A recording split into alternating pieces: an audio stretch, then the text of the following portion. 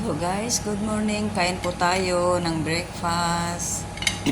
Ulam natin, tortang talong at saka bagoong.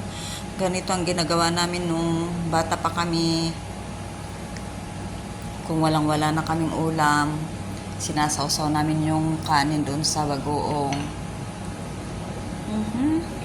Sarap.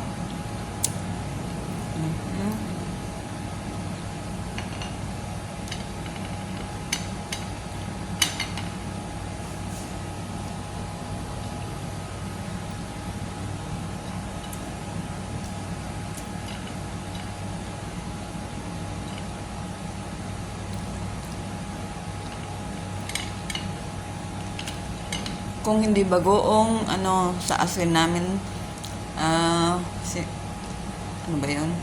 Sinasawsaw yung kanin. Basta ganyan na lang.